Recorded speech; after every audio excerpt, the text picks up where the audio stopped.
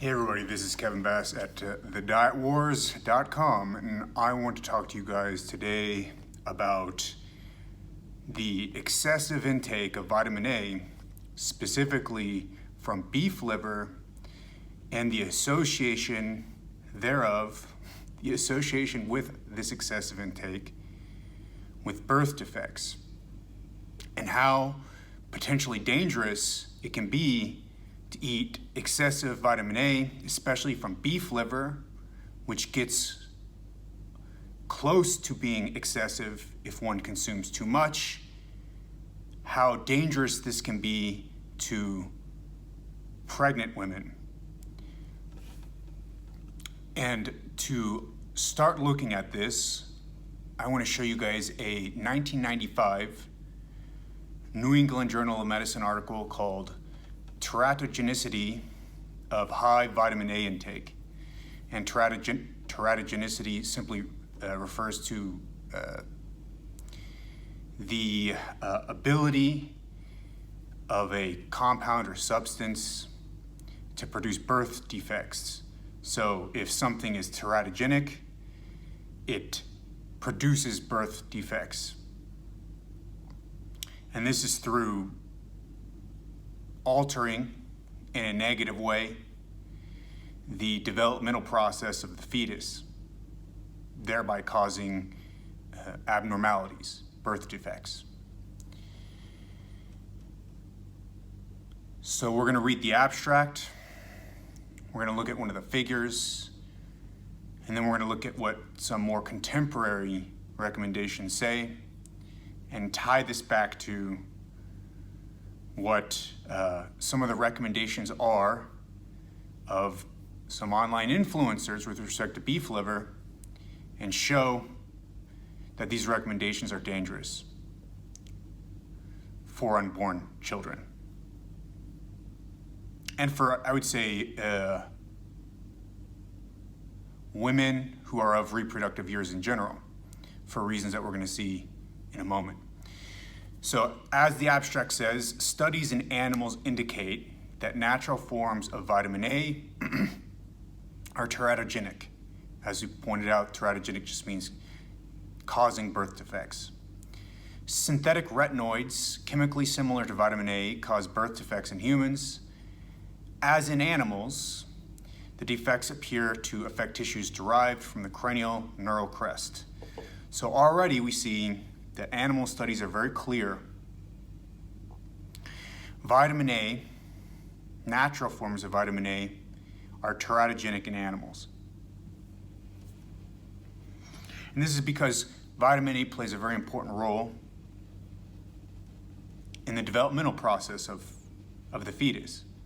And if you get too much, you can get birth defects.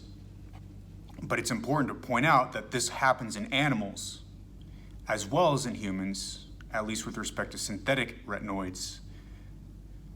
Since humans share the same basic biology, at least as far as early development is concerned, the development of the body plan, etc., we are identical to other mammals in that respect, because all mammals share the same early development. Because we're identical in that respect, we should be very cautious with respect to excess vitamin A intakes, since it's shown in animals to be teratogenic.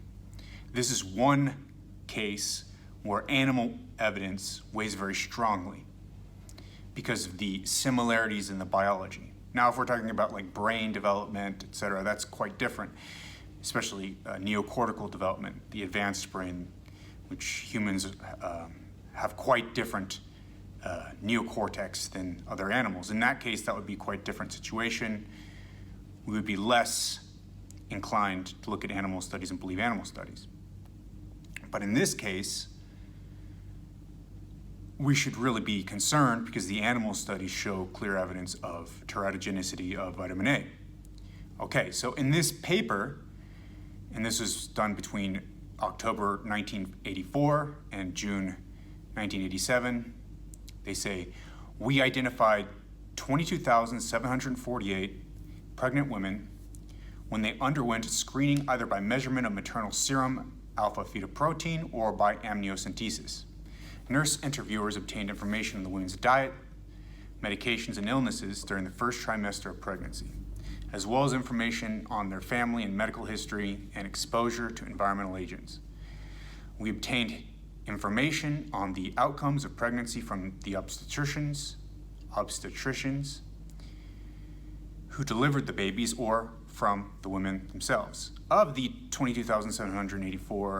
748 women, 339 had babies with birth defects. 121 of these babies had defects occurring in the sites that originated in the cranial neural crest. So, as pointed out earlier, the defects due to vitamin A, excess vitamin A, occur in tissues derived from the cranial neural crest. And of the birth defects, 339 birth defects among these 22,748 women, 121 of these had defects occurring in the sites that originated in the cranial neural crest. So birth defects in the cranial neural crest account for about 1/3 in this paper, 1/3 of the birth defects. So if you increase the rate of birth defects from the cranial neural crest cells, then you substantially increase the risk of birth defects. It's not a rare kind of birth defect, it's a common kind of birth defect. And so if you increase it just by a small amount, then you're going to get a large increase in total birth defects. Okay, let's keep going. Results. For defects associated with cranial neural crest tissue, the ratio of the prevalence among the babies born to women who consume more than 15,000 international units of preformed vitamin A per day from food and supplements to the prevalence among the babies whose mothers consumed 5,000 or less per day was 3.5. That means there's 3.5-fold greater incidence of these cranial neural crest defects among the women who consumed 15,000 or more preformed vitamin A compared to those who consumed 5,000. And it says, for vitamin A from supplements alone, the ratio of the prevalence among the babies born to women who consume more than 10,000 international units per day to that among the babies whose mothers consumed 5,000 international units or less per day was 4.8. So almost a 5-fold increase if they consume more than 10,000 international units of supplements. Using a smooth regression curve, we found an apparent threshold near 10,000 international units per day of supplemental vitamin A. The increased frequency of defects was concentrated among the babies born to women who had consumed high levels of vitamin A before the 7th week of gestation. So the frequency of defects is isolated to women who consumed a lot before the 7th week of gestation. The first 6 weeks of gestation were most important. And if I recall correctly from embryology, that's because the basic body plan is laid out in the first 6 weeks, including neural crest migration, the disturbance of which will cause birth defects. Okay. The conclusions were high dietary intake of preformed vitamin A appears to be teratogenic. Among babies born to women who took more than 10,000 units of preformed vitamin A per day in the form of supplements, we estimate that about 1 in 57 had a malformation attributable to the supplement. So it's saying that it is increasing the rate of these deformities by 1 in 57. So for every 57 babies who had mothers with excessive vitamin A intake, one of those babies is going to have a malformation as a result of that excessive intake. Okay, now how does this hold up? Do contemporary health organizations still say that 10,000 is too much?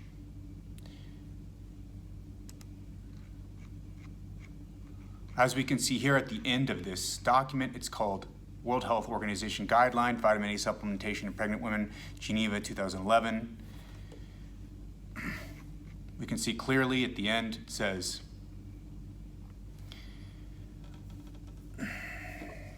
the World Health Organization concludes, and I'll highlight this for you guys. The World Health Organization concludes that there is no demonstrated benefit from taking vitamin A supplements in populations in which habitual vitamin A intake exceeds at least 3 times the recommended intake.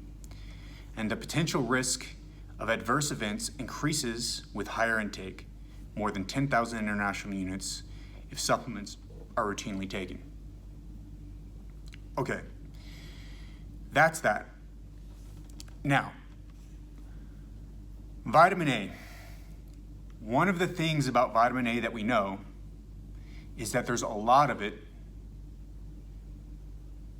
in beef liver. In fact, beef liver is the richest source of vitamin A in the human diet, at least preformed vitamin A, which is the form that's not regulated by the body. It's immediately used by the body. It immediately accesses the body's biological processes. It doesn't have to be converted, unlike, say, beta carotene, which actually has to be converted and is regulated in the conversion. So there's a greater potential risk for this form of vitamin A. As we can see here on nutritiondata.self.com, 100 grams of beef liver provides 26,000 international units of vitamin A, just 100 grams. So that means about 30 grams, maybe a little bit more than 30 grams, provides 10,000 international units. Just 30 grams just provides 10,000 international units, which is at the maximum before you get a threshold effect and you go against the recommendations of the World Health Organization in increasing your risk of birth defects. Okay. So if we go on this website here, Heart and Soil, this is Paul Saladino's website, his company. They do sell several supplements that contain liver. So there's the bone marrow and liver supplement. There's this whole package supplement, whatever that is. Oh no, that's different. You're probably going to consume testicles with this one. What is this? Yeah, testicle liver. Well, it does contain liver. So in many of these supplements, they contain liver. I don't know if women are going to take the whole package supplement very much. But, well, let's see, the HER package, right? So yeah, in the HER package one, you're going to eat ovary, uterus, fallopian tubes, liver, and kidney. So there's a substantial amount of liver in each of these. And in fact, let's see how much liver. Yeah, so about a quarter of this is liver. And then there's also going to be a substantial amount in kidney as well. How much retinol does kidney?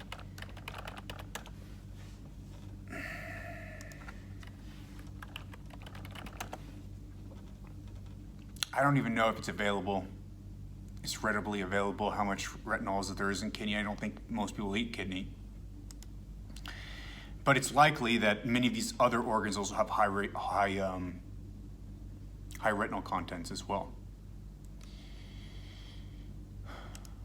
But in some ways, even more problematic, here's Liver King supplements, where he actually has a straight up beef liver supplement, just pure beef liver. Whereas at least with Paul's supplements, it tends to be mixed. With Liver King's, it's not mixed, it's straight up. Per serving, 6 capsules in each of these, you're going to get 5,000 international units of vitamin A. So let's imagine you take 1 serving, or maybe worse, you take 2 servings, because the suggested use is 6 capsules daily, which is 1 serving, or is directed by a healthcare professional. So if a healthcare professional tells you to take 2 servings, then you're up at 10,000. And if you're just taking 1 serving and you're already consuming a lot of vitamin A from other sources, you could easily hit the 10,000 mark. That's why I say beef liver and beef liver supplements are potentially dangerous to women in their reproductive years. Why women in their reproductive years? Well, as we saw in the New England Journal of Medicine article, it says the increased frequency of defects was concentrated among the babies born to women who had consumed high levels of vitamin A before the 7th week of gestation.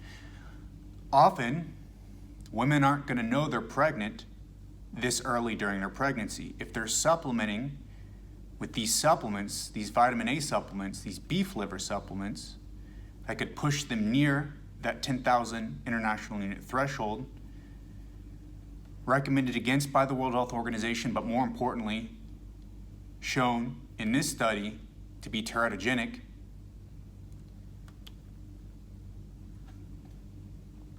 If they're supplementing on a regular basis and they become pregnant and they continue supplementing, this poses a risk for birth defects, which is why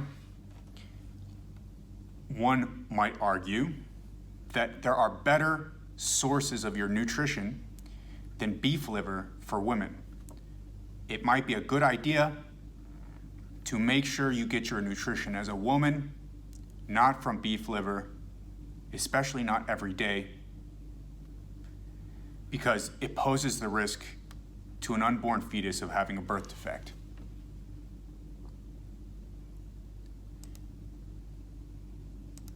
Okay, so that's it. I just wanted to point out that beef liver supplements are potentially dangerous for the fetuses, for the babies of women who are taking them, and women should have a great deal of caution when taking these supplements, especially if they're in their reproductive years and they're sexually active. So, if you liked the video, share it. If you want to see me do better with the algorithm, write in the comments section a comment. You can even say, as many people have been lately, for the algo or algo, or you can even just write a nonsensical comment followed by algo, which is what a lot of people seem to be doing in my comments. Thank you, my loyal fans. That's much appreciated. You can do that, and I would much appreciate you doing that. And, of course, sharing it, but again, more importantly, writing comments in the replies, liking this, and then, of course, just subscribing to my channel. You can also check me out on Twitter, Instagram, and TikTok, Kevin N. Bass, KevinNBass, on Patreon at the same. If you want to see me continue to make great content, please donate to my Patreon. Also, I do consultations. Send me a direct message over Instagram or Twitter. If you have any questions and you're a patron, please send me a message over Instagram or Twitter. Check me out at the podcast at The Kevin Bass Show or on the YouTube channel at KBass Philadelphia. Rate, review the podcast show on Spotify or Apple Podcasts. It helps very much, and I appreciate it a great deal. And yeah, hope you guys enjoyed this. Leave feedback. Let me know how I'm doing. And I'm continuing to listen to you guys. See you guys in the next video. Bye-bye.